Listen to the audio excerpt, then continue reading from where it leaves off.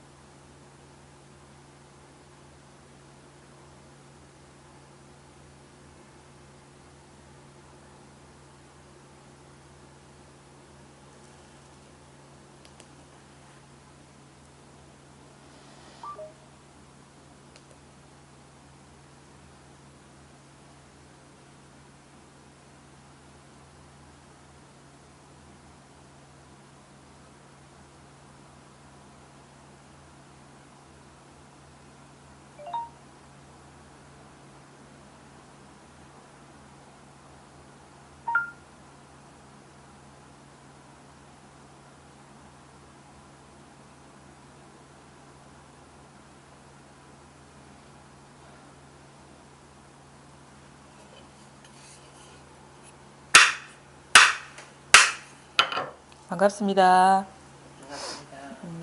임제어록 14번째 시간 시작하겠습니다. 우리가 이제 마음 공부를 하는데요. 마음은 늘 마음이죠. 우리가 마음을 벗어날 수가 없고 마음밖에 물건이 하나도 없어요.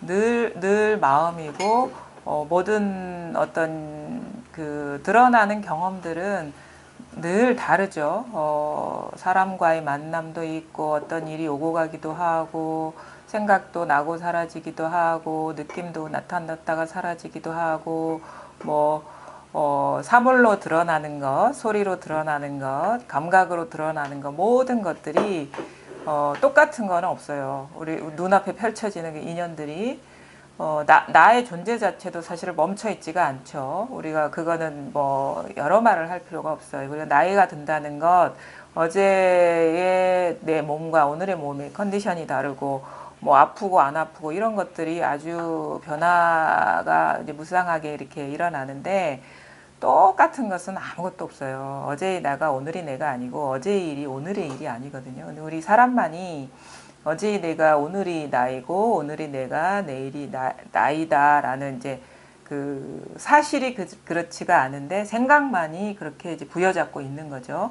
모든 것들이 다 멈춰 있지가 않아요.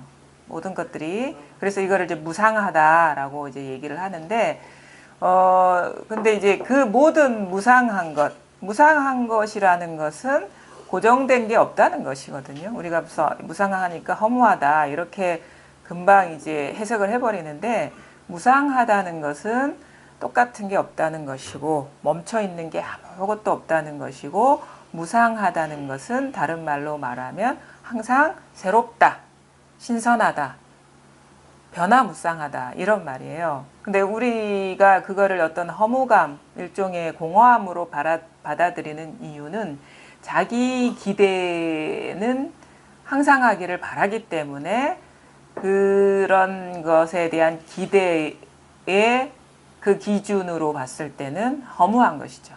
그러니까 허무하다라는 것은 나는 이것이 항상 하기를 바래라는 기준에 의한 해석인 거예요. 허무한 게 없어요.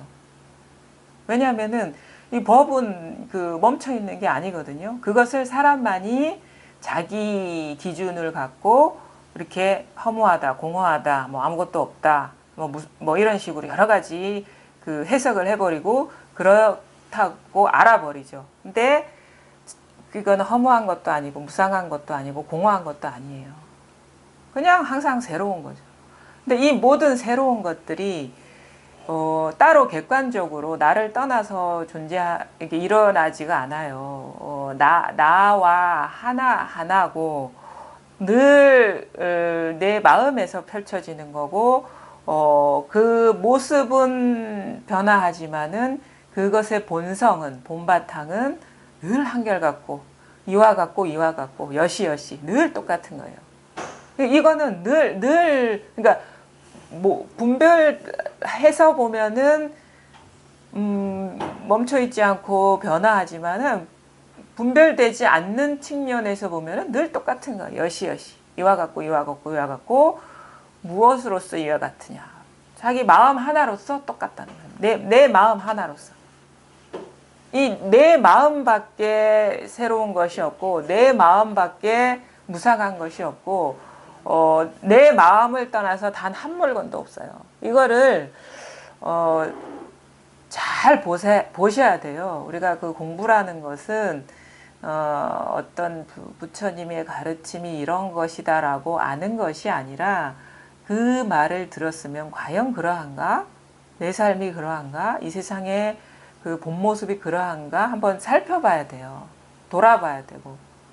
근데 그렇지 않고 그냥 아는 차원에 머물러 있으면 그것은 진정한 어떤 마음 공부라고 할 수가 없고 단지 어떤 지식 하나를 그냥 배운 것에 불과하거든요. 근데 그게 아니라 이 공부는 내가 서 있는 세계의 참모습을 스스로가 깨치는 게 공부예요. 뭘 알고 이해하는 공부가 아니라. 그래서 스스로를 한번 잘 보시고 자기 삶을 한번 잘 보시고 내가 마주한 세계가 과연 그러한지를 잘 보시라는 거예요. 그러면은 이 그 모든 이 부처의 말이나 조사의 말이 틀린 말이 아니구나라는 걸 자기 스스로 증명할 수가 있거든요.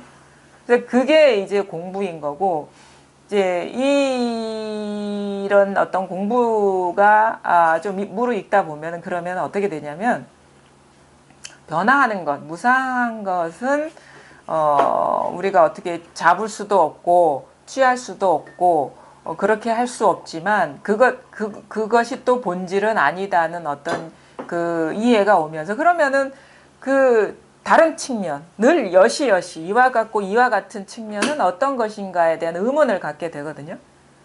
그러니까 무상한 거는 잡을 수도 없고 취할 수도 없고 내가 이게 법이다라고 알았다면은 이미 무상한 것이 돼버려서 분별돼서 드러나는 것을 향해서 구하고 찾고 뭐 분별해서 뭐 집착할 게 전혀 없지만 그러면 여시여시 이와 같은 그 측면은 뭔지에 의문을 갖게 되거든요. 그러니까 이거는 늘 똑같은 것이기 때문에 모양이 아니고 모습이 아니고 어떤 욕망의 대상이 될 수 없고 내가 어떤 관념화해서 쥘 수 없는 것이라는 것을 알게 돼요. 왜냐하면 늘 똑같은 우리가 쥘 수 있는 거는 그 구조가 쥐는 주체가 있고 쥐는 대상이 있고 그러니까 벌써 분별이 된 거예요. 분리된 상태에서만이 이게 집착할 수 있고 잡을 수가 있는 거거든요. 근데 늘 똑같은 거는 이게 분리가 될 수가 없어요. 그래서 잡는 주체가 있을 수가 없고 어떤 모양 없는 것이라는 어떤 대상 그런 식의 대상으로 잡을 수가 없다는 것을 알기 때문에 그 찾고 구하고 알려는 마음으로는 도저히 접근할 수가 없는 거구나라는 어떤 그 분별심의 주체인 내가 절망하게 되는 순간이 와요. 그래서 그게 와야지 본래 이것이었다는 깨침이 오거든요. 그래서 부처님이 돌아가실 때 그렇게 얘기를 했어요. 어떻게 공부를 해야 됩니까? 라고 묻거든요. 마지막으로. 그러니까 제자들이 물으니까 어떻게 해야 되냐면 외부 대상, 분별 망상을 여의고 그리고 정신적인 취착의 대상을 그러니까 외부 대상뿐만 아니라 내 마음, 내 속에 있는 정신적인 어떤 그 집착의 대상을 모두 여의고 한적한 곳에서 정진하라 그래요. 그럼 우리는 그런 얘기를 들으면 이 세상도 떠나고 생각도 끊어서 뭐 아무것도 방해받지 않는 어떤 숲속 조용한 곳에 가서 그냥 뭐 가만히 앉아 있어라, 무념무상의 상태에 들어라, 그게 삼매라고 이해하기 쉽죠. 표면적인 이해죠. 근데 한적한 곳은 고요한 곳, 고요한 곳은 바로 이 마음자리를 말하는 거예요. 이 어떠한 생각도 물들 수 없고 어떠한 감정도 해칠 수 없고 온갖 상이 영향을 끼칠 수 없는 바로 이곳에서 정진하라 이거거든요. 바로 이곳에서. 그러니까 그럼 한적한 곳을 우리가 거기에서 정진을 하려면 자기 그 한적한 곳이 드러나야 돼요.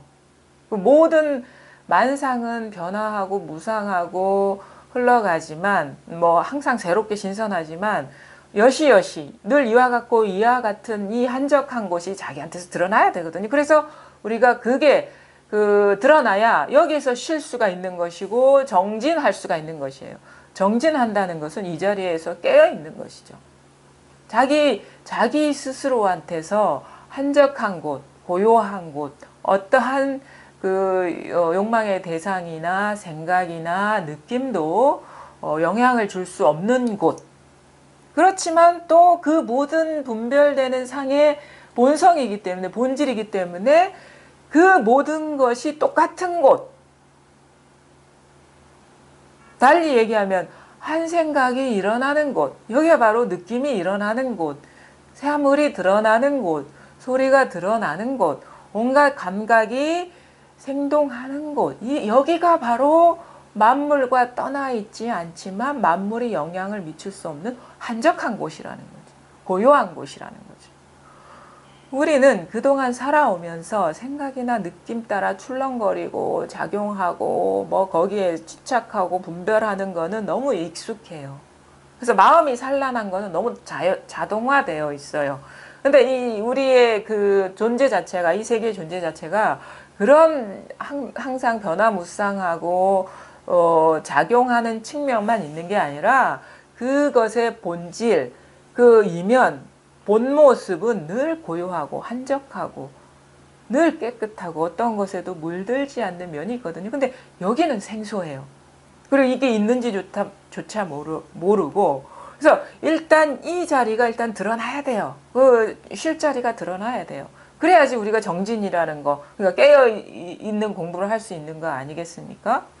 그러니까 요게 드러나야 되는데 이것을 우리는 어떤 식으로 찾냐면 시끄럽게 찾아요. 그래서 우리가 이걸 깨닫지 못하는 거예요. 시끄럽게 찾는다는 건 뭐냐면 자꾸 물결을 일으켜서, 생각의 물결을 일으켜서 이게 고요한 곳인가? 그러니까 예를 들어가지고 이런 식이죠. 조용하고 싶은데 자기 스스로 조용히 좀 해달라고 소리치는 거랑 똑같은 거. 그런 식으로 찾는단 말이에요. 그냥 조용하고 싶으면 자기 입만 딱 닫으면 돼요. 조용하면 되는데 자기 스스로가 너무너무 시끄러워. 근데 다른 데는 조용한데 다른 사람이 시끄럽지가 않아요. 왜냐하면은 시끄러움이라는 것은 자기만 만들 수가 있는 거거든요. 소음은 자기만 내는 거예요. 남들이 바뀔 게 없기 때문에. 자기 마음만 시끄러운 거예요. 자기 마음밖에 한 물건도 없는데 그럼 시끄러울 수 있는 건 자기 스스로만 자기가 물결을 일으켜서 그게 시끄럽다고 판단해서 소리치고 있는 격이거든요. 밖에서 들어올 수 있는 소음은 없어요.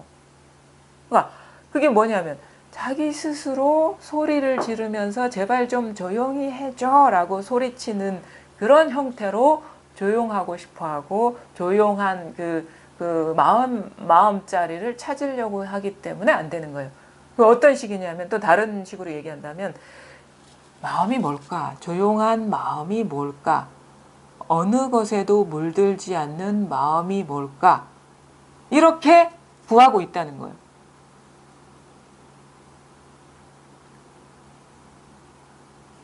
그게 이제 문제라는 거죠. 그게 벌써 마음을 일으킨 것이고 시끄러워진 것이고 또 다른 식으로 얘기한다면 우리는 생각이 일어나는 곳이 어디일까? 응? 생각이 일어나는 곳이라 했으니까 생각이 일어나는 곳이 어디일까? 그러면서 자꾸 생각에 떨어지거든요. 근데 생각이 일어나는 곳은 바로 지금 생각이 일어나는 곳이에요. 지금 생각이 일어나는 곳이 어디일까 하는 게 바로 생각이 일어나는 곳이거든요. 요거를 못 봐요. 그러면 생각이 일어나는 곳은 어디냐? 바로 생각이 일어나는 곳은 어디일까? 여기가 바로 생각이 일어나는 곳이에요. 그걸 몰라요. 그러니까 말하자면은 이 질문이 바로 생각이 일어나는 곳이에요. 생각이 일어나는 곳은 어디일까? 부처는 어디에서 출현하나? 이 질문은 어디에서 일어나고 있을까? 이 질문은 어디에서 일어나고 있을까? 이게 벌써 질문이 일어나고 있는 곳이거든요. 근데 우리는 그걸 간과를 하죠. 질문이 일어나는 곳이 어딜까? 여기일까? 저기일까? 끊임없이 생각을 일으켜서 구하고 있다는 거예요. 그게 이제 어리석다는 거죠. 그게 좀 시끄러워, 좀 조용히 해줘 소리치는 거랑 똑같은 거예요. 그럼 문득 그 자리를 돌이키면 되는 거예요. 질문이 일어나는 곳이 어딜까? 여기서 일어나고 있거든요. 그러니까 질문이 일어나는 곳이 어딜까가 바로 이 자리인 거예요. 그 질문에 맞는 답의 자리인 거죠. 그 질문이 답이다 이거죠. 이게 여여한 자리예요. 따로 그 여여한 자리가 있는 게 아니라 그러면 뭐냐? 질문이 일어나는 곳이 어디일까 해서 이목고도 나와요. 이목고가 이목고인 거예요. 딸리 이목고에 해당되는 뭐가 있는 게 아니라 그럼 뭐냐? 이목고가 이목고라면 똥막대기가 똥막대기인 것이고 그러면 마상근이 마상근인 것이고 컵이 컵인 것이고 마음이 마음인 것이고 도가 도인 것이고 부처가 부처인 것이고 중생이 중생인 것이고 하늘이 하늘인 것이고 땅이 땅인 것이에요.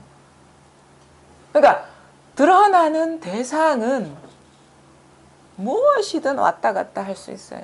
온 세상을 다 갖다 놔도 이 변함이 없어요. 이거는.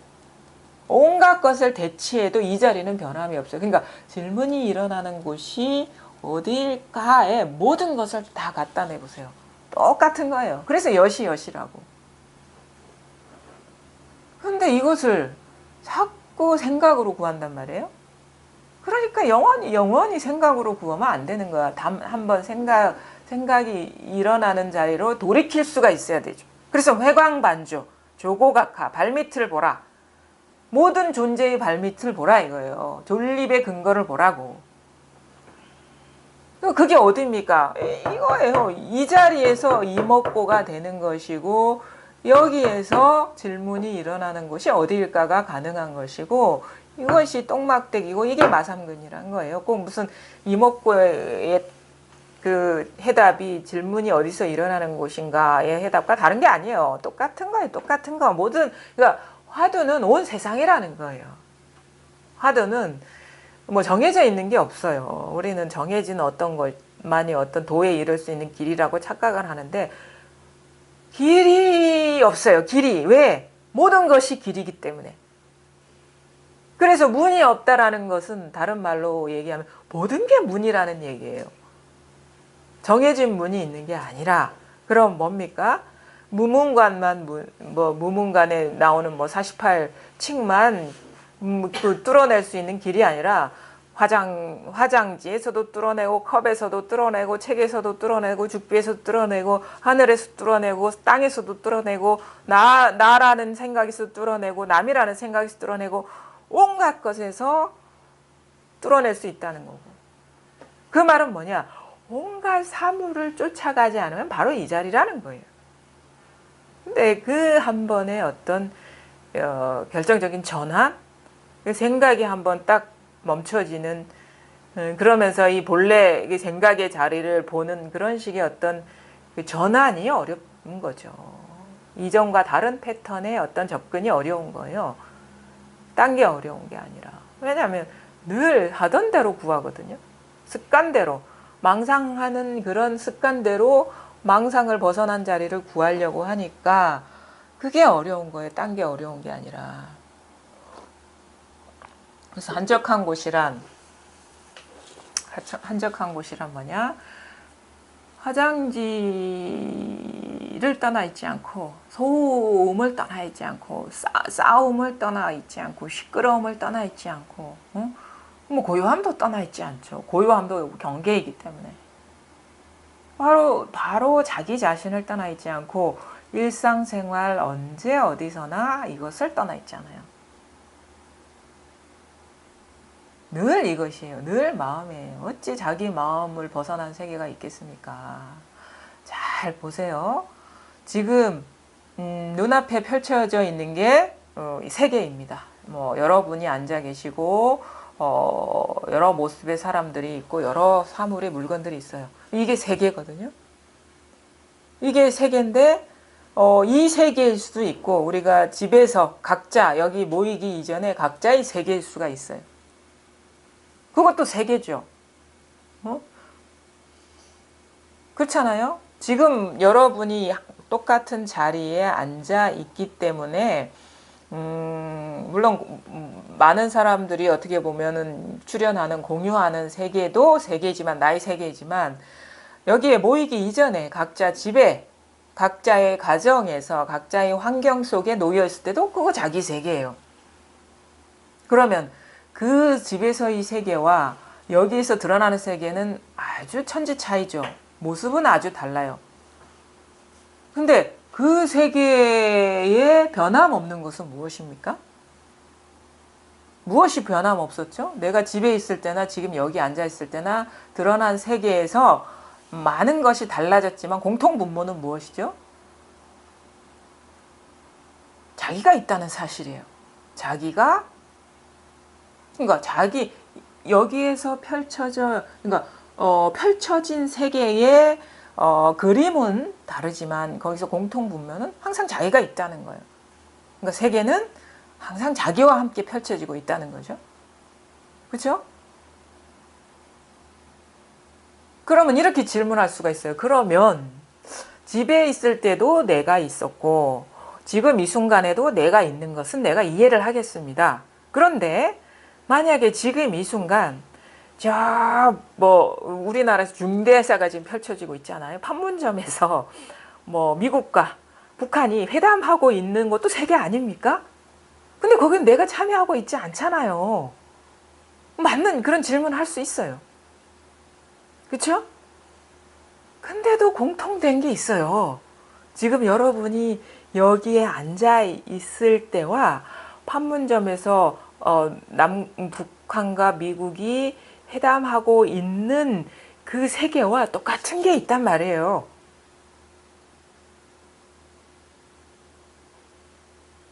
뭐가 똑같죠? 생각하고 있다는 건 똑같은 거예요. 그렇죠?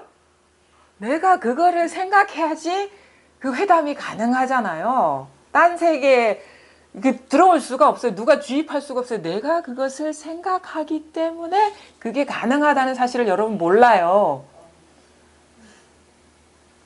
그럼 뭐냐?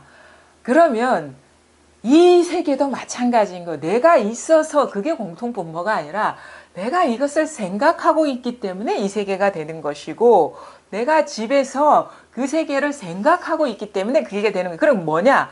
이 육체가 나라는 생각은 진짜 내가 아니고 생각하는 그 자리가 진짜 나라는 거예요. 그거를 우리는 모른단 말이에요. 그냥 얕은 차원에서 내가 참여하고 있기 때문에 집에서도 내가 참여하고 있기 때문에 그 세계와 지금 이 세계는 내가 참여한다는 공통분모가 있습니다. 근데 왜 판문점에서 일어나는 일은 내가 참여하고 있지 않은데 그것도 세계잖아요. 질문한단 말이에요. 그 사람의 기준은 뭐냐면 이 육체가 나라는 기준으로 그거를 해석하는 거예요. 근데 이 육체가 내가 아니고 이 육체가 나 그리고 이 나가 이 모든 사람과 함께 이렇게 세계가 펼쳐지고 있다는 이 생각이 드러나는 게 진짜 나고 판문점에서 그런 사실이 있다라고 생각하는 그게 진짜 나라는 거예요. 우리가 잘못 알고 있는 거예요. 나라는 것을. 그렇게 보면은요, 뭐든지 다 가능해요. 네? 우주에서 뭔 일이 일어나고 있는 것도 자기 생각이에요. 어떤 그러니까 500년 전에 아니면 세종대왕이 한글을 창제했다고 하는 것도 자기 생각이에요. 아니면 50억 년 전에 지구가 출현했다는 것도 자기 생각이에요. 다 공통된 거는 뭐냐? 자기 생각이라는 거. 이 아주 당연하면서도 단순하면서도 기본적인 거를 우리는 몰라요. 50억 년 전에 인류도 없었는데 무슨 나가 있습니까? 라고 얘기를 하거든요. 그래서 우리가 진짜 자기 마음이라고 하는 게 이거거든요. 마음자리라는 건 모든 마음이 일어나는 자리, 분별이 일어나는 자리, 생각이 일어나는 자리가 그 분별 자리가 진짜 나라는 거예요. 그게 마음자리인 거예요. 좋은 마음이 일어나는 자리, 나쁜 마음이 일어나는 자리, 세계가 이렇다라고 아는 마음이 일어나는 자리. 이게 진짜 마음이고 진정한 변함없고 여시여시한 본성이라는 것이 그 진짜 나라는 것이고 이거를 자기라고 하는 것이고 자기에게 돌아오라는 건 이게 나라는 것을 깨닫고 이게 나라고 깨닫고 알고 이렇게 살라는 것이죠. 뭐 밖에 뭐가 뭐 남이 있고 나가 있는 그런 분별되는 나를 말하는 게 아니라 이게 진짜 마음인 것이고 이게 여시여시한 것이고 이게 불성인 것이고 이게 자성불이에요. 이게 자성불. 딴 부처가 있는 게 아니라 이게 출현해야지 진짜 부처가 출현하는 거거든요. 왜냐하면 이게 부처니까 저 밖에 있는 부처는 자기 상상이에요. 자기 생각이라고. 그러니까 분별이라고. 그래서 부처도 죽이고 조사도 죽이라는 거는 자기 마음은 죽일 수가 없어요. 진짜 진불은 죽일 수가 없어. 가짜 부처를 죽이라는 거예요. 진짜 조사는 이거지. 우리가 생각하는 조사는 가짜 조사라는 거에서 그 가짜 조사를 죽이라는 거지. 진불은 죽일 수도 없어요. 진짜 조사는. 우리는 착각을 하고 있잖아요. 이 너무도 엄연한 사실이고 너무도 어렵지 않은 것이고 너무도 분명한 사실이거든요. 이거를 우리는 간과한단 말이에요. 이게 실수죠. 착각이고 자기한테 어두운 것이고 이게 미망인 것이고 이게 어리석음인 거예요. 그러니까 부처와 조사 우리가 깨닫고 못 깨닫고의 차이는 능력의 차이가 절대 아닙니다. 왜? 부처도 상상하고 깨달은 사람도 상상하고 중생도 상상해요. 중생도 분별하고 부처도 분별해요. 단지 중생은 자기가 분별해서 상상한 세계를 진짜라고 아는 어리석은 사람이고 부처는 자기한테서 일어난 그 모든 것이 망상이자 그 모든 것이 마음, 여시여시 똑같다라는 것을 밝게 봐서 속지도 않고 걸림없이 쓰고 장애 없이 거침없이 살아가는 거. 뭐 살아가는 그런 것도 있다고도 할 수가 없겠죠. 그러니까 속느냐 속지 않느냐의 문제인 거예요. 세상을 있는 그대로를 본 모습을 보아서 거기에서 망상에서 자유로우냐 그렇지 않느냐의 차이예요. 그거는 뭘 망상을 이 모든 세계를 창조하고 창조하지 않을 수 있다는 어떤 그런 능력의 차이가 아니거든요. 단지 꿈속에서 꿈인 줄 모르느냐 꿈속에서 꿈인 줄 잘 알고 또 그 꿈이 모두 진실하다는 것을 잘 볼 줄 아는 눈이 열리느냐 속지 않을 수 있느냐 그 차이밖에 없어요. 그러니까 그래서 모든 사람이 다 부처라는 말이 맞는 말이에요. 부처가 따로 있는 게 아니라 왜 능력의 차이가 있는 게 아니거든요. 그래서 자기가 부처인 줄 모르니까 왜냐하면은 자기가 부처인 줄 모른다는 거는 고통이 같이 따르거든요. 왜? 자기가 모든 것을 창조해 놓으면서 자기가 창조한 것에 구속돼 있기 때문에 능력이 부족해서가 아니에요. 그거는 창조는 다 하고 있어요. 근데 그러니까 이게 어리석다고 하는 거, 착하고 착하지 않다, 옳고 그르다의 문제가 아니라 어? 어리석으냐 그렇지 않느냐의 문제라. 그게 어리석다는 거지. 그거예요. 어리석음이라는 것은 뭐 옳고 그름의 문제도 아니고 있고 없는 문제도 아니거든요. 밝으냐 어두냐의 문제예요. 자기가 할 거는 다 해놓고 모든 능력은 다 발휘해놓고 그것을 따먹지 못하니 그 혜택을 보지 못하니 오히려 그게 자기를 구속하는 그물이 되고 감옥이 되니 그게 어리석은 거죠. 본래 감옥은 없고 그물도 없는데 자기 스스로 혼자만 자기 생각에 속아서 갇혀 있다고 아우성을 치고 그물에 걸렸다고 난리를 치고 있으니까 그게 어리석은 거예요. 본래 그물은 없고 감옥도 없습니다. 그건 망상이거든. 다 그거 그대로가 있는 그대로가 그 장애가 없는 거거든요. 그러니까 참 이게 묘하다 하는 거예요. 이게 그렇게 막 어렵게 얻을 수 있는 게 아니거든요. 이미 얻어져 있기 때문에. 단지 이미 얻어져 있다는 그 사실을 깨치지 못하고 그것을 장애 없이 걸림 없이 이렇게 쓰는 데서 그 차이밖에 없는 것이기 때문에 참 이거 묘하다. 바르게 알면은 본래 아무 일이 없는 것이고 바르게 알지 못하고 바르게 보지 못하고 바르게 행하지 못하면 온갖 일이 다 있어서 진짜 이 삶은 고통인 것이고, 그러니까 그 사성제에서 말하는 고제라는 것은 그건 부처한테 해당되는 일이 아닙니다. 고통은 구속이거든요. 속박. 거기서 오는데 부처는 속박돼 있지 않은데 그게 어떻게 삶이 고통이 되겠습니까? 중생한테만 해당되는 말이지. 근데 알고 보니까 그거는 망상, 자기한테서 일어난 망상, 그리고 망상에 속아가지고 그 무상한 것을 항상한 것으로 알아서 자꾸 집착하려고 하기 때문에 거기서 오는 부조화가 고통을 일으키는 거죠. 그럼 왜 집착하냐 이거죠. 왜 그것을 취하려고 하느냐, 왜 머물려고 하느냐, 본래 머물 수 없는 것을 머물려고 그렇게 움켜쥐느냐, 알고 보니까 지혜롭지 않기 때문이다. 자기 본성을 깨치지 못하기 때문이다. 자기 마음이 어둡기 때문이다. 그렇기 때문에 있지도 않은 것을 있다고 여기서 자동적으로 집착하게 되는 것이고, 우리가 길을 가다가 이만한 금덩이가 있단 말이에요. 요걸 딱 보면 한 10억은 나갈 것 같아. 금덩이는 그 정도 안 나가겠죠. 다이아몬드라고 칩시다. 그러면 야, 막 딴 데 아무것도 안 보이고 눈이 거기에만 가요. 이만한 바위 같은 다이아몬드. 막 진짜 누가 가져갈까 봐 눈이 혈안이 되는 거죠. 근데 요것만 얻으면 진짜 그 인생 로또인데 일할 필요도 없고 막 그런다고. 근데 알고 보니까 돌멩이야 그게. 진짜가 아니란 말이에요. 다이아몬드일 때는 집착하려고 하죠.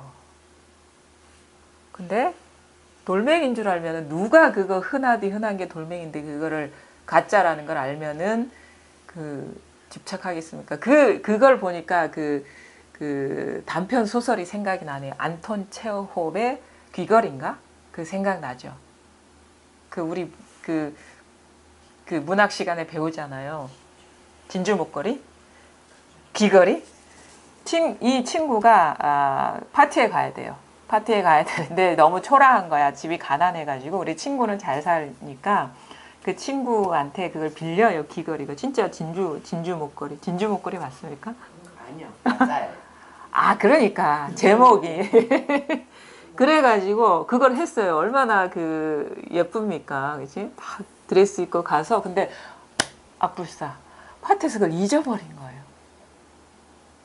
그래가지고 이 친구는 그래도 마음이 선량한 사람이라서 그거하고 똑같이 생긴 이미테이션 가짜를 구해다가 친구한테 일단 줘요. 근데 죄책감에 그냥 못 넘어가거든요.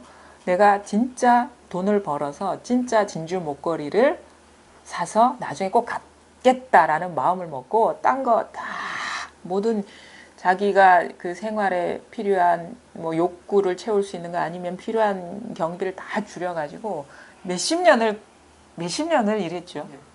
그리고 결국 그 진주 목걸이 똑같은 거를 구해서 나중에 가서 얘기를 하죠. 사실은 그때 파티에 가서 네가 빌려준 진주 목걸이를 잃어버렸다. 그래가지고 내가 그 가짜를 사서 줬는데 그 내가 응? 그동안에 모든 거를 다 좀 뭐랄까 희생해가지고 돈을 벌어서 진짜를 사서 갖고 왔다. 미안하다. 그런다고. 친구가 뭐라 그럽니까? 그거 원래 가짜였어. 그런다고. 30년을 치고 20년을 치고 10년을 치고 그 사람 인생은 그 헛것 때문에 그 이쁜 얼굴이 다 망가져버리고 주름이 다 생기고 청춘이 다 날아간 거예요. 저 한참 시절에. 그러니까 우리 인간의 삶이 그렇다는 거예요. 말하자면은 이미테이션 진짜가 아닌 것을 진실하다고 여겨서 그거를 집착하고 유지하려 하고 그런 삶을 산다는 거예요. 그게 중생의 삶이라는 거예요. 그 구속돼가지고 그 몇십 년을 구속받은 거거든요. 그 진짜라고 착각했기 때문에. 그게 뭐 중생의 삶이라는 거예요. 그게. 근데 깨닫지 못하면 진짜 그렇게 보여요. 왜냐하면은 우리가 가만히 보세요. 너무도 익숙한 거예요. 이렇게 숨 쉬고 피가 막 팔딱팔딱 뛰고 맥박이 뛰고 이렇게 머리카락이 짧았다가 길어졌다 하고 막 이렇게 막 말도 하고 생각도 하는 이게 이미테이션이라는 사실을 우리는 받아들이지를 못해요. 왜냐? 이게 진실하다는 그런 그 맹목적인 믿음을 갖고 생각을 하는 시점부터 그렇게 알고 살아왔기 때문에 이게 실제라고 우리는 착각하고 있어요.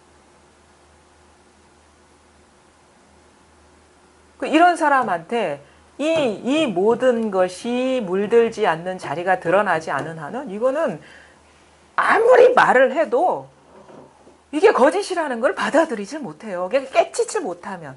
자기 이 모든 분별이 물들지 않는 자리가 드러나지 않은 한은 그러니까 자기 증거가 나오지 않으면 절대 이걸 받아들일 수가 없어요. 그래서 본성을 깨닫는 게 먼저다라고 하는 거예요. 지혜가 열려야 돼. 아무리 이게 그 큰 스님이나 위대한 분이 나와가지고 이게 다 망상이야. 이게 다 생각이야. 이거는 진짜가 아니야. 얘기를 해도 믿지를 못해요. 왜냐하면 평생을 이렇게 살아왔기 때문에 이게 진실하다고 믿고 살아왔기 때문에 이것이 물들지 않는 자리가 드러나지 않으면 우리는 그거는 아무리 내려놓아도 그게 안 돼. 불가능해요. 그러니까 뭐냐면 이 마음 공부라는 것은 자기 증명인 거예요.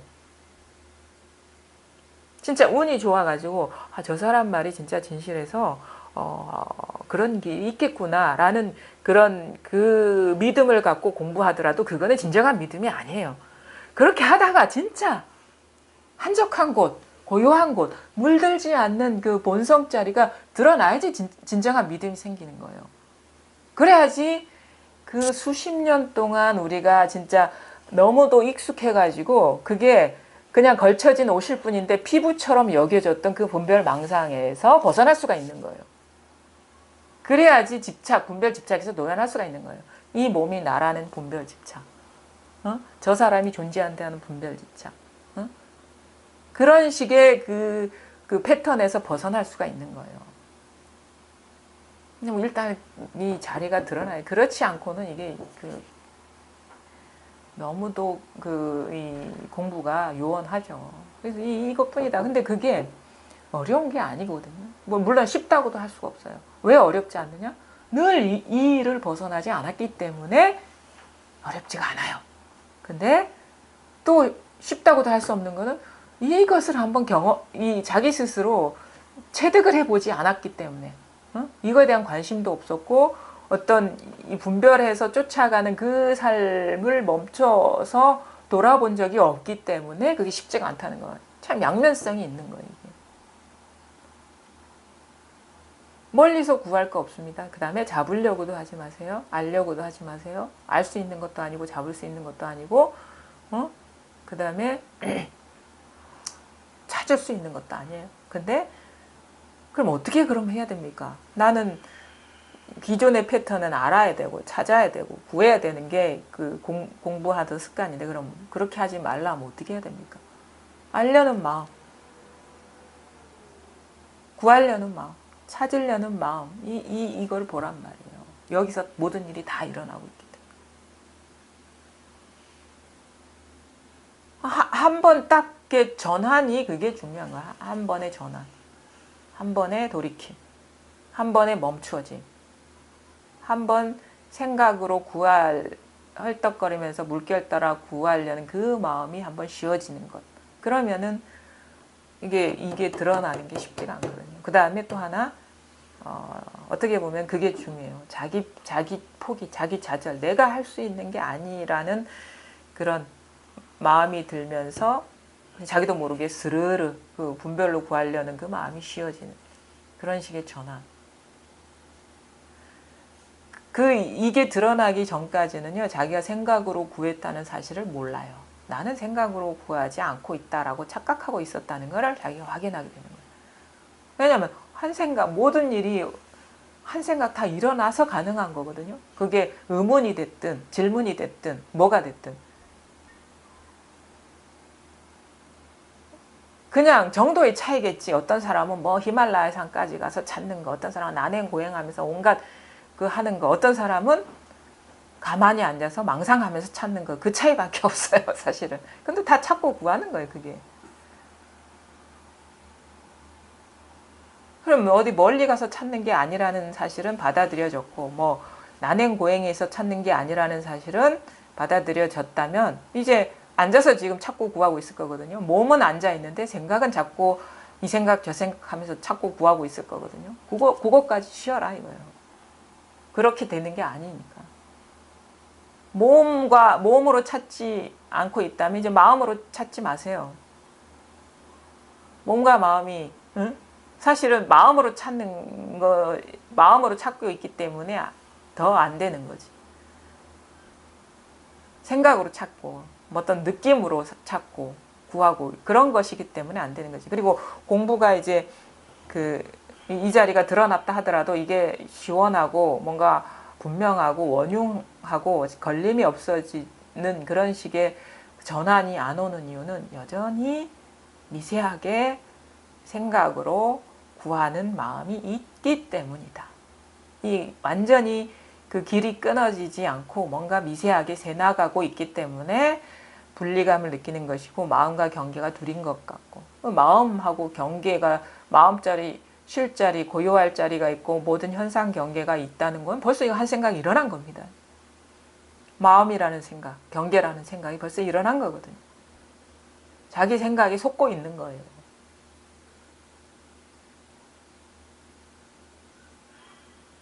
바로 부족함 없이 지금 다 드러나 있습니다. 바로 이겁니다. 이뿐이에요. 어디 갈 데도 없고 가봐야 여기를 벗어나지 않아요. 부처님 손바닥 아니라는 말이 이 말인 거예요. 자기 마음을 벗어난 건 단 한 물건도 없어요. 자기 마음을 벗어난 게 단 한 물건도 없다면 그런 식의 깨달음이 온다면 본래 한 물건이 없다는 걸 아실 거예요. 왜? 모든 게 다 하나라면은 그 물건이 있겠습니까? 없죠. 그래서 뭔가가 분명해지고 찾고 구하는 마음이 진짜 끊어져 나갔다라는 어떤 전환이 오면요, 진짜 잡을 건 아무것도 없구나, 마음이라고 할 것도 없구나, 온 우주가 진짜 텅 빈 허공과 같구나라는 게 자기 스스로 이렇게 체험이 돼요. 그것도 일종의 체험이죠. 전환이죠. 일단은 이 자리가 드러나고 그리고 나서 완전히 이쪽 세계에 들어와 버리는 거예요. 완전히 모든 것이 다 이 세계의 물건이 돼버리는 거예요. 자기를 포함한 모든 것이. 새나가는 게 아무것도 없어져야 되는 거예요. 그러면 법이라고 할 것도 없고 뭐 깨달음이라 할 것도 없고 부처라 할 것도 없고 뭐 도라고 할 것도 없고 뭐 모든 그 말이 빈말이라는 걸 알 거예요. 이렇게 공부를 좀 철저하게 좀 해 나가시면 좋겠습니다. 오늘 87쪽이죠. 임재어로 24. 덕산의 방망이. 제2대 덕산 스님이 대중에게 말할 수 있어도 30방을 때리고 말하지 못해도 30방을 때린다고 말한다는 것을 듣고 임재는 낙보를 시켜 가서 이렇게 묻게 하였다. 말할 수 있는데 왜 30방을 때립니까? 라고 물은 뒤 그가 너를 때리기를 기다렸다가 방망이를 받아쥐고 한번 밀치고서 그가 어떻게 하는지 보아라. 낙보가 그곳에 도착하여 시킨 대로 물었더니 덕산이 곧 때렸다. 낙보가 방망이를 붙잡고 한번 떠밀자 덕산은 곧 방장으로 돌아갔다. 낙보가 돌아와서 임재에게 그대로 말하자 임재가 말했다. 내가 전부터 이 사람을 눈치채고 있었다. 비록 그렇긴 하나 너는 덕산을 알아보았느냐? 낙보가 머뭇거리고 있으니 임재가 바로 때렸다. 옛날에는 그 제자들을 이런 식으로 많이 단련시켰죠. 당대에는 안목 있는 그 걸출한 사람들이 많았기 때문에 무슨 어떤 종판이 이런 거를 떠나가지고 안목이 있다 그러면 제자들을 보내가지고 이제 단련시키고 이런 걸 우리가 어록을 보면 많이 알 수 있거든요. 그러니까 지금 그 보면은 그 기록을 보면은 임재 스님 그 당나라 때죠. 한 800년대 중순 그러니까 이제 9세기쯤 당나라 때 동시대 사람이 누구 있냐면 임재 스님이 있었고 덕산 성감 스님, 임재의현, 덕산 성감, 그다음에 동산양계 그 조동종의 시조죠. 동산양계가 있었고 또 유명한 조주종심이 있었어요. 여기서 임재 스님, 임재의현은 황벽 문화거든요. 그 남악회양 쪽이고 덕산은 그쪽이에요. 청원 행사. 그리고 동산양계도 그쪽이고 그다음에 조주종심도 이쪽 사람이죠. 조주종심은 남전 보원 쪽이기 때문에 이쪽 임재의원, 그러니까 남항해학 이쪽 그 계보죠, 계통인데 동시대 사람인 거예요. 그래서 이 선어록에 임재어록에 덕산 스님도 출연하기도 하고 조주종심 스님도 그 출연해가지고 뭐 막 그 서로 그 감변해 본다고 막 그 임재 스님이 이렇게 발 씻고 있는데 와가지고 그 법을 묻잖아요. 그러면 이제 임재 스님이 내가 지금 발 씻고 있다. 그러니까 뭐라고요? 이렇게 하니까 내가 꾸정물을 끼얹어야 알아듣겠냐고 그런 식의 이렇게 그 에피소드들이 있어요. 근데 이때는 이제 덕산 성감 그쪽 회상에 이제 낙보 원한 그 당시에는 시자인데 이제 임재 스님의 가르침을 통해서 이제 깨달으신 분이죠. 이분을 보냈어요. 근데 덕산 스님은 그 유명하잖아요. 떡할머니하고의 그 예화. 이 사람이 금강경을 강의하는 강사인데 그 남방이면은 이제 양자강인가요? 그 이남에 그 선종이 이제 되게 그때 주류 활동지였는데 그냥 단박에 깨닫는다. 도노에 대한 가르침이 있다 했는데 자기가 보기에는 그 말도 안 되는 택도 안 되는 일이다 싶어가지고 자기가 금강경 논문을 썼어요. 줄을 단 것을 짊어지고 자기가 그거 증명하려고 가는데 그 용담 숭신 그 회상에 가기 이전에 떡 파는 할머니 만나죠. 그래서 이제 배가 고프니까 떡을 먹으려고 하니까 할머니가 그래도 그 선종 사찰 입고 해서 떡 파는 사람들은 나름대로 공부도 많이 하고 안목이 있었나 봐요. 금강경에 강의한다 하니까 물어봤겠죠. 현재신 불가득, 과거신 불가득, 현재신 불가득, 미래신 불가득인데 스님은 어디에다가 점심이니까 점점자의 마음심자거든요. 어디에다가 점을 찍겠냐고. 점심은 옛날에 간단하게 먹었나 봐요. 점 찍듯이. 그러니까 이제 대답을 못 하는 거예요.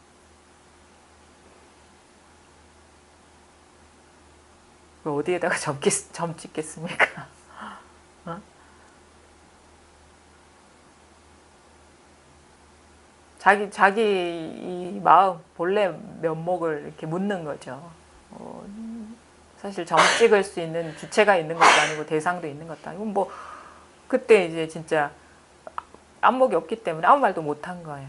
그래서 용담 숭신한테 가가지고 온갖 밤 늦게까지 자기가 공부한 거를 얘기하다가 그냥 가만히 듣고 있는 거라. 그래도 이분이 용담 숭신이 그래도 이 덕산이 뭔가 깨달으면 큰 제목이 될 거라는 그런 기대도 있었겠죠.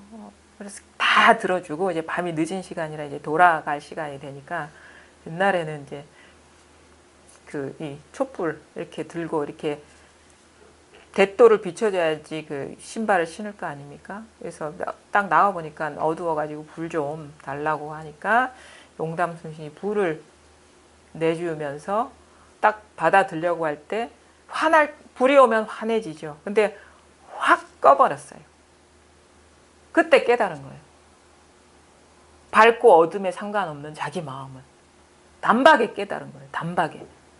밝은 것도 여기서 비춰지고 어두운 것도 여기서 비춰져요. 순식간에 경계를 따라가던 마음이 확 전환이 된 거죠. 그래서 어떻게 다음날 다 불태워버렸어요. 자기 논문은. 조사의 뜻이 여기 있는 게 결코 아니라는 걸, 부처님의 뜻이 여기 있는 게 결코 아니라는 것을 깨닫고, 그것도 아주 중요한 힌트가 돼요. 우리가 한번 해보세요. 밝아도 여기서 비춰지고 어두워도 여기서 비춰져요. 우리는 전등이 불을 밝힌다고 착각을 하는데 전등이 불을 밝히는 게 아니에요. 자기가 불을 밝히고 있어요. 근데 이 자기 등불은 밝음만 비추지 않아요. 어둠도 비추고 있어요. 그게 진정으로 밝은 거 아닙니까? 낮에만 비추고 밤에 못 비추는 거는 그거는 진정한 그 등불이 아니죠. 온 세상을 음양에 상관없이 다 비추고 있는 게 자기인데, 이 자기 마음인데 우리는 그걸 간과하고 태양이 세상을 비춘다라고 착각을 하고 있어요. 태양보다 더 밝은 것. 여기서 온 세상이 다 비춰지고 있는 거예요.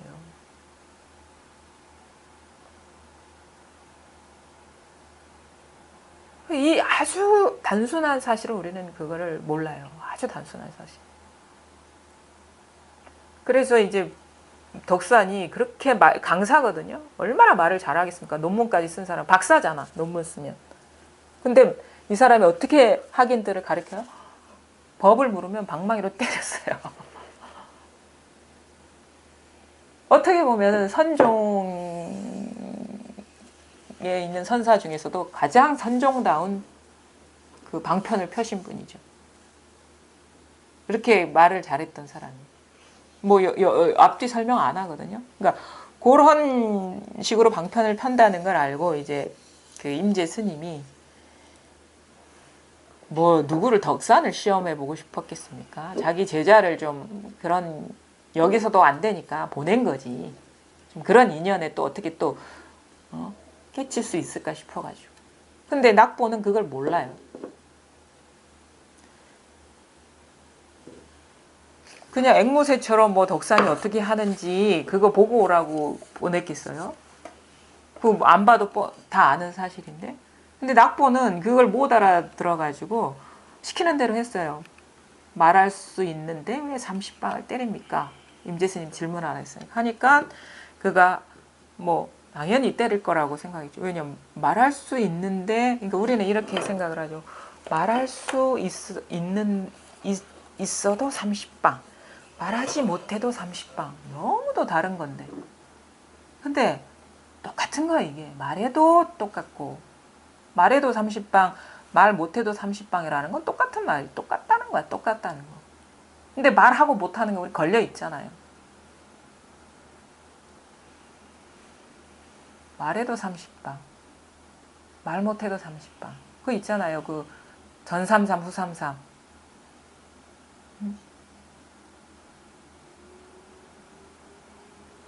전삼삼 후삼삼 그 화두도 있잖아요.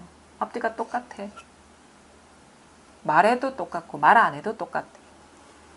그러니까 때리지. 말한다는 것을 듣고 임제는 납보를 시켜 가서 이렇게 묻게 하였다. 말할 수 있는데 왜 30방을 때립니까? 이겁니다. 말할 수 있는데 왜 30방을 때립니까? 이것이 때리고 있어요. 이것이 말하고 있고 이것이 말 안 하고 있고 이것이 때리지 않고 있고 물은 뒤 그가 너를 때리기를 기다렸다가 방망이를 받아쥐고 한 번 밀치고서 그가 어떻게 하는지 보아라. 낙보가 그것에 도착하여 시킨 대로 물었더니 덕산이 곧 때렸다. 낙보가 방망이를 붙잡고 한 번 떠밀자. 자, 이 낙보하고 그 덕산의 얘기가 아닙니다. 여러분의 얘기입니다. 여러분이 다 이걸 다 창조하고 있어요. 다 그려내고 있어요. 모든 것이 다, 모든 세계가 다 이렇게 창조됩니다. 드러납니다. 나와 떨어진 거는 없어요. 이 자리와 떨어져 있는 건 아무것도 없어요. 육체는 끼어 있을 수 있고 끼어 있지 않을 수 있어요. 왜냐하면 이 자리에 있을 때는 있고 저 어디서 뭐 무슨 일이 벌어질 때는 내가 있는 게 아니라 근데 똑같은 게 있어요. 그 모든 분별이 펼쳐지는 곳은 똑같아요. 거리감이 없고 이 물리적인 어떤 그 공간적인 3차원의 세계와 생각 속의 2차원의 세계는 다르겠죠. 입체감도 다르고 물질감도 다르겠지만 그 모든 것의 본바탕은 똑같다는 거예요. 그게 진정한 여러분 자신이라는 거예요. 그리고 그게 진정한 임재고 그게 진정한 덕산이고 그게 진정한 부처이고 그러니까 임재와 덕산과 낙보와 부처는 똑같아요. 아유 말을 가르치려니까 그리 얘기하는 거죠. 아닙니다. 절대. 진짜예요. 제가 거짓말을 하지 않아요. 그러니까 하늘과 내가 똑같아요. 땅과 내가 똑같고 천지와 내가 둘이 아니에요. 똑같아요. 이 사실을 깨달을 수가 있어야 돼요. 낙보가 돌아와서 임재에게 그대로 말하자 임재가 말했다. 내가 전부터 이 사람을 눈치채고 있었다. 비록 그렇긴 하나 너는 덕산을 알아보았느냐. 모르니까. 낙보가 머뭇거리고 있으니 임재가 바로 때렸다. 근데 진짜 묻고 싶은 건 이거예요. 임재가 낙보한테 묻고 싶은 건 너는 알아보았냐 이거지. 덕산의 모습만 보고 왔느냐. 어? 그러니까 이제 말을 못하니까. 근데 여기서 진짜 여러분이 봐야 될 것은 여러분 덕산을 보았습니까? 낙보를 보았습니까? 임재를 보았습니까? 그 여러분한테 질문하는 거예요. 여러분한테. 잘 보고 계십니까? 그러니까 어록은 누구 등장하는 사람 누가 안목이 있고 없고를 묻는 게 아니에요. 이 상황을 보고 있는 낙보의 눈도 아니고 임재의 눈도 아니고 덕산의 눈도 아닌 그걸 제3의 눈이라 하죠. 제3의 눈. 항상 이 제3의 눈이 모든 것을 다 드러내고 있다. 이 눈은 머리도 없고 꼬리도 없고 팔도 없고 다리도 없고 눈동자도 없어. 근데 이 눈 하나가 다 보고 있다는 거예요. 요거를 항상 묻고 있는 거예요. 그래서 그 어록을 보지 말고 자신을 봐라. 늘 이게 진정하게 어록을 보는 거다. 근데 여기 자기 눈이 드러나지 않으면 보고 싶어도 못 보잖아요. 자기 눈이 이게 딱 모든 상황에서 이 모든 거를 다 드러내고 있는 이거를 한번 깨달으셔야 돼요. 체득하셔야 된다고. 그 다음에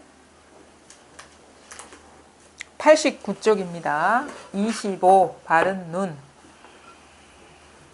임제가 하양부의 부청에 가니 부주인 왕상씨가 임제를 청하여 법자에 오르게 했다. 그때 마곡이 나와서 물었다.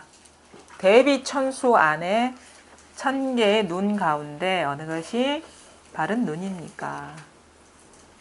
임제가 말했다. 대비천수 안에 1000개의 눈 가운데 어느 것이 바른 눈입니까? 어서 말하시오. 어서. 마곡이 임제를 법자에서 끌어내리고 대신 앉았다. 임제가 가까이 다가가 말했다. 안녕하십니까? 마곡이 머뭇거리자 임제 역시 마곡을 법자에서 끌어내리고 그 자리에 대신 앉았다. 마곡이 곧 밖으로 나가버리자 임제도 바로 법자에서 내려왔다. 마곡 보철이라는 분이 좀 유명한데, 근데 여기에 그 마곡 보철 스님은 아닌 것 같아요. 왜냐면은 마곡 보철 스님은 마조 스님의 제자거든요. 마조 스님의 제자라서 이분의 그 생몰 연대가 한 700년대. 그러니까 700년대라는 것은 788년인가 입적한 걸로 이렇게 알고 있는데, 788년이죠. 아니구나. 마조가 709년에서 788년이고, 이분이 그 후대 한 800년대 전후겠죠. 근데 조금 납득이 안 가는 게 임제의원은 867년에 입적하셨거든요. 말하자면 이게 어떻게 보면 아버지뻘 되는 사람이죠. 왜냐하면은 아버지뻘이 아니지. 할아버지뻘이지. 자, 마조 도일, 남학회양, 그 다음에 백장회, 황벽, 그 다음 황벽 다음에 임제의현이거든요. 마조, 남학, 그 다음에 백장, 황벽, 그 다음에 임제. 그러니까 3대를 거슬러 오는데 마조의 제자, 그러니까 남학해양이 아니구나. 남학해양 밑에 마조죠. 그렇죠? 남학해양 밑에 마조, 백장, 황벽, 그 다음에 임제. 마조, 백장, 황벽, 임제. 그러니까 백장 스님하고 동시대 사람이니까 할아버지뻘 되는, 할아버지뻘. 그렇죠? 할아버지뻘 되는 사람인데 같이 이렇게 했다는 거는 조금 납득이 좀 안 가는데, 하여튼 그렇게 기록에는 그렇게 나와 있어요. 정확한 건 아닌데 그냥 마곡 보철이라고 이렇게 알려져 있죠. 이 사람이. 임제가 하양부의 부청에 가니 부주인 왕상씨가 임제를 청하여 법자에 오르겠다. 그때 마곡이 나와서 물었다. 대비 천수안. 우리 그 절이나 이런 데 보면은 막 여러 손을 이렇게 하고 천수천안 그 보살이 있잖아요.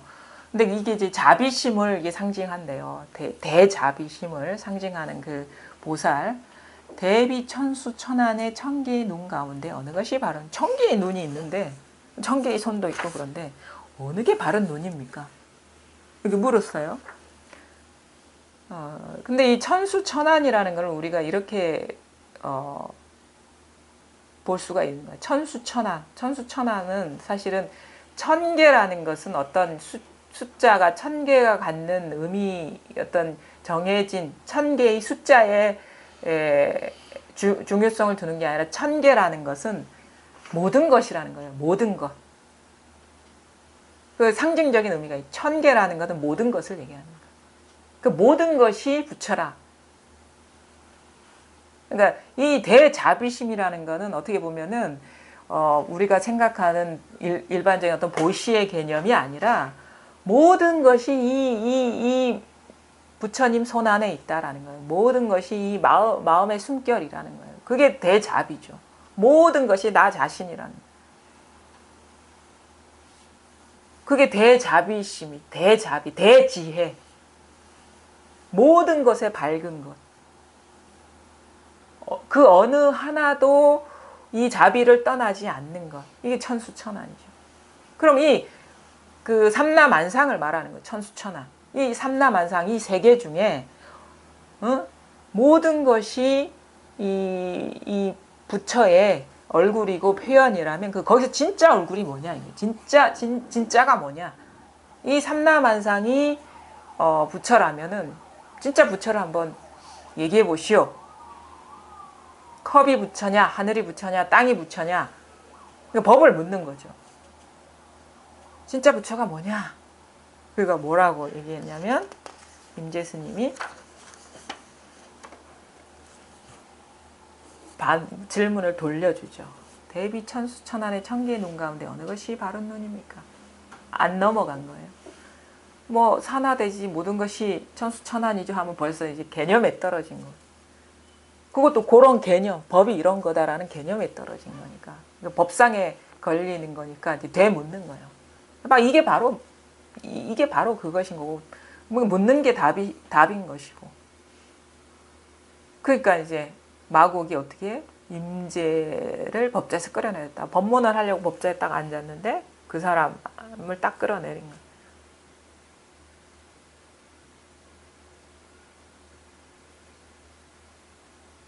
자기가 부처지. 자기가 부처죠. 자기가 부처지. 법자라는 것은 그 법의 자리거든요. 법자에 앉았다라는 거는 자기가 부처라는 얘기예요. 그러니까 임재가 또 어떻게 해? 이제 가까이 가서 안녕하십니까 하고 다시 마곡을 끌어내서 내가 부처다 이거죠.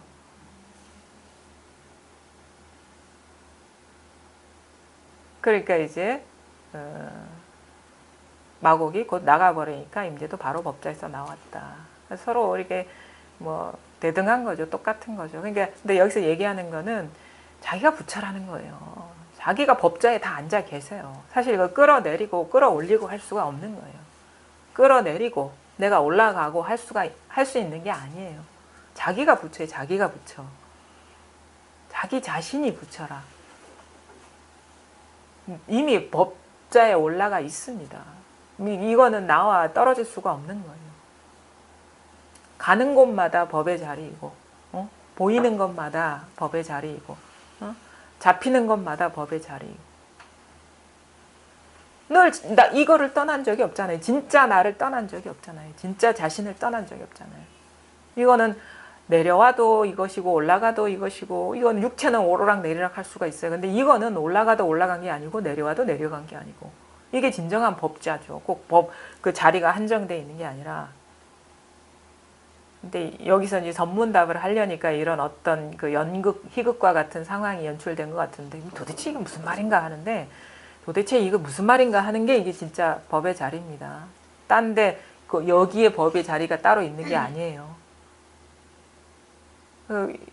이거예요. 그냥 여러분 자신이에요. 여러분 자신. 그럼 진정한 자신이 뭐냐? 우리가 그거를 잘 보셔야 되는데, 초기 경전 보면은 참 솔직하고 담백하고 가식이 없다는 걸 많이 느끼거든요. 그 부처님이 아까도 돌아가시기 전에 어떻게 공부를 해야 됩니까? 하니까 외부로 드러난 분별과 망상을 여의고, 그 다음에 마음 안에 분별과 망상을 여여서 한적한 자리에서 한적한 곳에서 정진하라, 이렇게 얘기를 하거든요.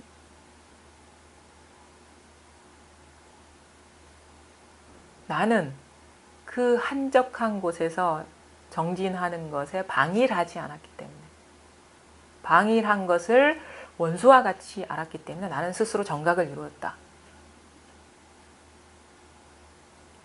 낙숫물이 바위에 떨어져서 돌에 떨어져서 구멍을 내듯이 그렇게 하다 보면 반드시 깨달음을 얻을 것이다. 그 비유도 참 이제 와닿는 바가 있어요. 왜냐면은 이 나라는 존재감은 진짜 돌덩이보다도 되게 강해 보이거든요. 나라는 존재감은, 내가 있다라는 이 분별 집착심은 진짜 어떻게 해도 안 될 것 같은 느낌이 들 때가 있어요. 일만 일어나도 내가 앞서가지고 취하고 버리는 그게 너무 빨리 돌아가니까, 생각도 미치기 전에 이 분별하는 마음이 확 일어나니까, 이게 진짜 공부한다고 해서 이 자리에 깨어 있는다 해서 공부가 이게 과연 극복할 수 있을까? 근데 된다는 걸 이제 점점 경험을 하게 돼요. 처음에는 너무 마이덩이 같이 견고해가지고 도저히 뚫어낼 수 없는 것 같지만 공부를 하다 보면 이 자리에 밝아지고 이게 깨어 있다 보면은 저절로 자기라는 생각도 사라지고 존재감도 사라지고 어떤 상황에서 이렇게 휙휙휙휙 막 팍팍팍 일어나지가 않아요. 뭐 아예 안 일어난 경지까지 갔다는 절대 얘기할 수 없지만 느슨하고 그 힘의 존재감이 약해지고 그 습관성이 조복이 되고 그런 거를 느끼거든요. 이게 낙숫물이 돌을 뚫어내는 그런 그걸 말해요. 그러니까 부처님은 그렇게 내가 이 한적한 곳에서 정진을 게을리하지 않았기 때문에 깨어 있는 거, 외부의 어떤 분별 망상을 따라가는 그것도 내려놓고 내 마음의 어떤 기준들, 집착들도 내려놓는 그 깨어 있는 공부를 소홀히 하지 않았기 때문에 나는 스스로 자기 이름으로 얘기해. 스스로 정각을 이루었다. 마치 비유를 하자면 물방울 하나가 바위를 뚫어내듯이. 바위는 분별 망상 아닙니까? 낙수물 하나는, 그러니까 떨어지는 물방울 하나는 너무도 미약해요. 이 자리, 이 깨어 있음, 여기. 이게 눈에도 안 보이기 때문에 너무도 미약해서 도저히 분별 망상심을 항복시킬 수가 없을 거라고 처음에는 생각되는데 뚫어낸단 말이에요. 그래서 뭐라고 했냐? 부처를 뭐라고 불렀냐면 승리자라고 불렀어요. 승리자. 승자라고 불렀어요. 승자. 남을 이기는 승자가 아니고 자기 망상을 항복시키는 승리자라고 불렀어요. 자기를 조복받은 승리자라고, 자기 분별심을 항복시킨 승리자라고 했어요. 진짜 그렇게 표현해요. 승리자께서는 이런 말씀을 하셨다. 이렇게 얘기해요. 남을 이기는 것보다 더 쉽지 않은 게 자기 마음을 항복시키는 거거든요. 그게 진짜 이 공부의 어떤 핵심입니다. 절대 밖으로 향하는 공부가 아니고 안으로 뭔가를 고수하는 공부도 아니에요. 모든 게 해체되고 분별심이 녹아내리고 그 진짜 아무것도 갖는 게 없어지는 그런 식의 전환이거든요. 스스로를 항상 보시고 항상 불을 밝혀야 돼. 방일하지 않아야 돼. 이게 아주 진짜 공부를 하면 할수록 뭔가를 뭘 어떻게 막 육체적으로 뭘 해서가 아니라 깨어난다는 그것이 이 모든 공부의 어떤 그 방점이구나라는 거를 항상 보게 됩니다. 육체는요, 처음에 출가하는 왜 전생담 얘기도 그러잖아요. 이 사람들은, 그러니까 여러분만 그런 게 아니라, 이 부처도 그랬어요. 고통스러웠기 때문에 이 고통에서 벗어나는 공부를 한 거거든요. 무슨 거대한 진리를, 물론 이제 고통에서 벗어나려면 그 진리를 깨달아야 된다는 거는 이제 뗄래야 뗄 수 없는 일이지만 동기는 이 육체는 무상하다 이거예요. 그런 식으로 얘기해요. 우리 9개의 구멍에서 맨날 더러운 물이 흘러나오는 거고 이거는 나이가 들면 사라지는 노쇠해지고 병들어서 죽는 거를 의지해서 사는 건 너무 고통스럽다. 그래서 한결같은 진리를 찾고 싶다. 한결같은 나 자신을 찾고 싶다. 그런 마음에 수메다 행자도 그 설산 히말라야 산으로 들어간다는 얘기가 있거든요. 이 사람도 그러니까 전생담이라는 것은 제가 보기에 이런 것 같아. 부처 사후에 나온 거거든요. 부처 사후에 그 당시에 사람들의 인식으로는 도대체 이 생에서 태어나서 마음을 발심을 해서 정각을 이룬다는 게 설명할 수가 없는 거야.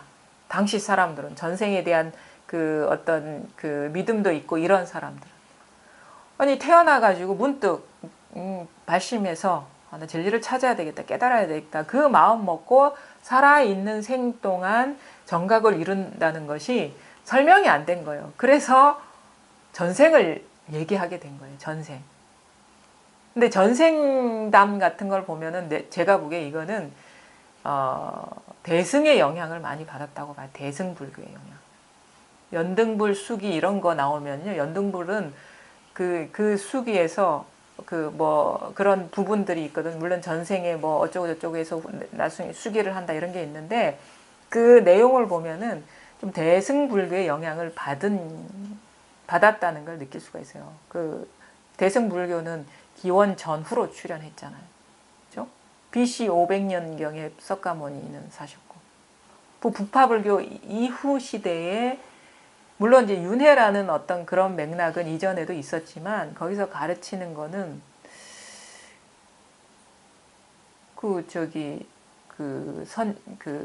설산동자 얘기도 그렇고 그 개송이나 이런 것들이 대승불교 시대에 출현한 게 아닌가라는 그런 생각도 좀 하게 되는데 어쨌든 간에 중요한 건 뭐냐면 지금 이렇게 깨달을 수 있습니다. 여러분 발심하면은 깨달을 수 있어요. 막 어떻게 뭐 전생에 몇 겁을 돌아가지고 그 수행을 해야 되는 게 아니에요. 마음만 있으면 깨달을 수 있습니다. 왜? 우리는 이 마음을 떠난 적이 없기 때문에.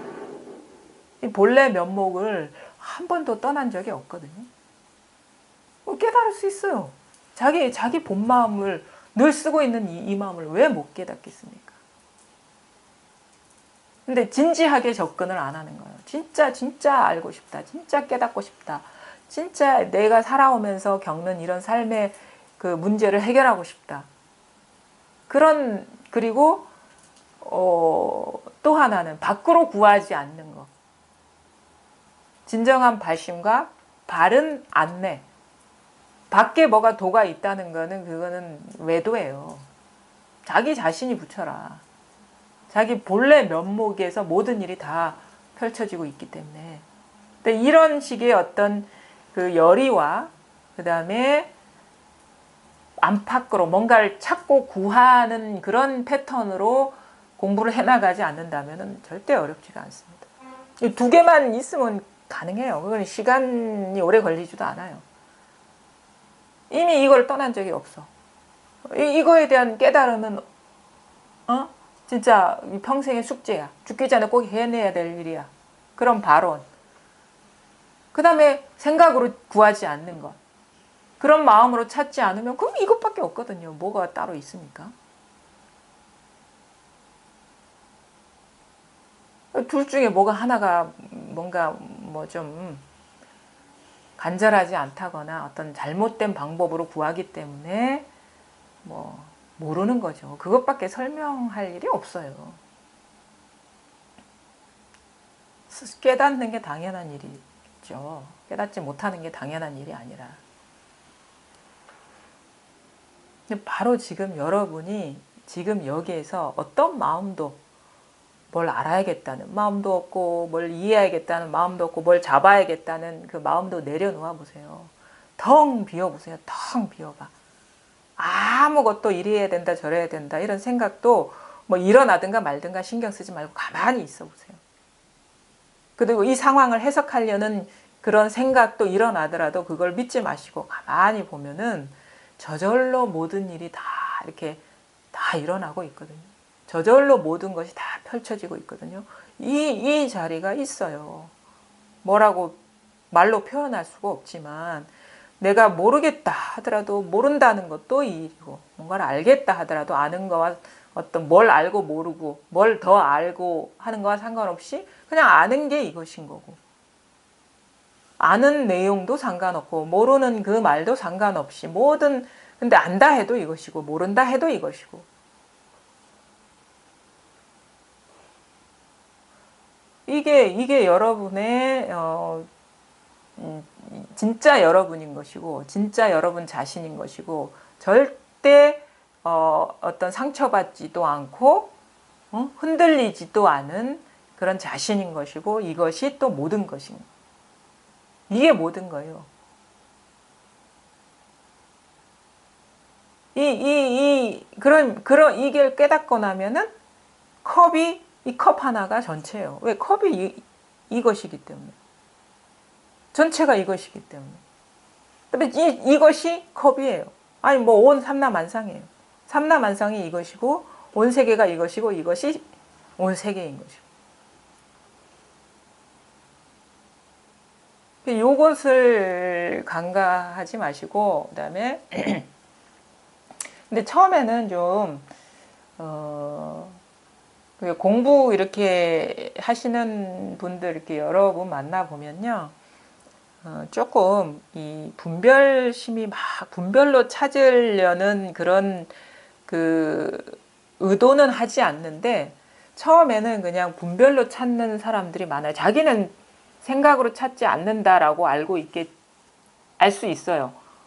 나는 생각으로 찾지 않아. 근데 뭐가 생각이고 뭐가 생각으로 찾는 것이고 뭐가 생각으로 찾지 않는 것인지를 몰라요. 생각으로 찾지 않으면 이것뿐이거든요. 근데도 모른다면 자기 입으로는 생각으로 찾지 않는다 할지라도 생각으로 찾고 있는 거예요. 그거는. 절대 생각을 일으켜서 찾을 수 있는 게 아니고 볼 수 있는 게 아니고 알 수 있는 게 아니다. 생각에 의지해서 이게 드러나는 게 아니다. 이거를 잘 좀 숙지하고 계셔야 돼요. 그러면 자꾸 생각으로 이건가 저건가 하는 일어나더라도 좀 멈추게 되고 그러거든요. 그러면은 이제 생각이 멈추어지면서도 이 자기 본래 면목에 대한 그 염원, 갈망이 크면은 갑자기 막 무기력해지면서도 답답해지거든요. 근데 이거를 내려놓을 수도 없고 어떻게 할 수가 없어. 이 답답함을. 그때 문득 어떤 시절 인연, 어떤 그런 게 딱 도래하면은 하게 되죠. 내가 그동안 생각으로 뭔가를 알려고 했기 때문에 아니었구나. 늘 이것이었는데. 늘 이 자리였는데. 이런 식의 깨달음이 와요. 뭘 대단한 어떤 체험적인 현상이 펼쳐지는 게 아니라 늘 여여부동하고 변함없는, 그리고 모든 것을 다 드러내는 자기 본심이 확 자각이 된다는 거죠. 그러면 거기 익숙해지면 되는 거예요. 거기서 나머지가 없어지면 되는 것이고. 그리고 거기에서 좀 이제 처음에는 좀 이제 힘이 들죠. 익숙하지가 않는 거기 때문에 이 자리가 뭐 분별하는 건 너무 익숙하고 분별망상에 사로잡히는 건 익숙하고 이 자리에서 깨어 있는 거는 익숙하지 않기 때문에 자꾸 막 혼란스럽기도 하지만 결국은 이 시간이 말해줄 겁니다. 점점 이것이 당연해지고 이게 익숙해지고 분별하는 거는 낯설어지고 잘 안 돌아가고 그런 식의 전환이 오면서 이제 분별 망상 미세하게 가려져 있던 것이 드러나고 그 망상임을 밝게 보게 되고 그러면서 점점점 예외가 사라지는, 예전엔 예외가 많았어요. 이거 있고 따로 있는 것들이 많았는데 날이 갈수록 예외가 사라지는, 그래서 모든 것이 다 이 안으로 들어오는, 그리고 더 이상 들어오면 찾지 않게 되고 구하지 않게 되고 생각이 사라지는 그런 전환을 통해서 진짜 그 새는 구멍이 딱 막혀버리면, 사라져버리면 또 어떤 체험적으로 사뭇 또 다른 그 풍경이 펼쳐져요. 참 달라요. 이상하게. 셀 때 이게 드러나지 않을 때와 드러날 때의 어떤 그 세상도 다르지만 뭔가 셀 때와 더 이상 찾고 구하는 마음이 아예 사라져 버릴 때에 또 세상이 또 너무 달라요. 사뭇 달라요. 마음이 이 법이라는 그것 때문에 절대 출렁거리지가 않아요. 그 깨달음이라는 말 때문에 어떤 흔들리지가 않아. 그리고 그것을 어떤 상황이 펼쳐지든 어떤 회피하려는 마음도 생기지도 않아요. 왜냐하면 그걸 떠난 도가 없거든요. 진리는 바로 늘 현존해 있지 내가 어떻게 도망갈 수 있는 데가 아무 데도 없거든요. 그러니까 퇴로가 차단되는 거예요. 우리가 세지 않는다는 건, 우리 셀 때는 뭡니까? 어떤 일이 일어나면 이게 아닌데 하면서 뭔가 도망갈 궁리를 하게 되는데 왜 뭔가 따로 있는 것 같은 느낌이 있기 때문에. 근데 구멍이 다, 새눈 구멍이 사라지면 도망갈 데가 없어. 그냥 매 순간 그뿐이에요. 거기뿐이에요. 진리라는 이름으로 어디 쉴 자리가 따로 없어져 버리거든. 공부가 그런 식으로 좀 이제 변화가 이루어질 겁니다. 이거는 설명을 해서 되는 게 아니라 여러분이 각자가 경험을 해 보셔야 돼요. 그래서 결국에는 그렇게 벗어나기 힘들고 도저히 극복되기 어려울 것 같은 어떤 자기 존재감, 그것의 구속, 그런 것들이 진짜 물방울이 바위를 뚫어내듯이 그 존재감도 점점점 그 희미해지고 희석되고 힘을 잃는, 그러면서 전체 세계에 어떤 따로 있다는 그 어떤 생각도 없고 그런 느낌조차도 사라져서 참 이상하거든요. 저 같은 경우도 처음에는 어떤 사람이랑 있으면 이 사람의 존재감이 너무 큰 거예요. 그래서 부담스러운 거예요. 사람 만나는 것들이. 사람이 이렇게, 왜 우리가 이제 옷 갈아입히게 할 때 보면 애들 보면 이게 떼어내잖아요. 배경이 있고 사람이 있고. 이게 근데 어느 순간 되면 배경과 사람이 하나 같아요. 뗄래야 떼어낼 수가 없네요. 그러니까 그 각각의 존재감을 잘 못 느끼니까 이제 불편해지지도 않는 거예요. 그런 식의 그 마음의 어떤 변화들이 오거든요. 그러니까 참 이게 살아가는 게 수월하지 않겠습니까? 우리가 가장 살면서 힘든 게 관계 문제잖아요. 그렇죠? 관계 문제거든요. 저기 직장인들 설문조사에 보면 일보다는 사람이 더 힘들다 그래요. 관계 문제가 더 스트레스를 준다. 근데 그 어떤 각각의 어떤 그 개별적인 존재로서의 존재감이 사라진다는 거는 그 진짜 큰 자유죠. 본래 그래요. 본래 그래. 일체가 하나니까. 물론 각각으로 드러나서 그 사람들과 인연에 맞는 상호관계도 맺고 그러지만 실질적으로 따로 있다는 그런 생각이 없으니까 그게 참 자유로운 거죠. 장애가 사라지는 거고. 그래서 공부를 꾸준히 스스로 진짜 더 이상 갈 데가 없구나. 또 돌아볼 데도 없구나. 그리고 갖고 있을 일도 없구나라는 것을 깨달을 때까지 뭐 공부를 꾸준히 하시면 그때 되면 또 남들도 또 일깨워 줄 수가 있는 것이고, 또 그 삶에 또 계속 익숙해지는 그런 식의 습관이 완전히 이제 조복되는, 뭐 습관이 사라지는, 점점 습관의 그 어떤 출렁임도 사라지는 그런 전환이 올 겁니다. 오늘 여기까지 하겠습니다. 네. 감사합니다.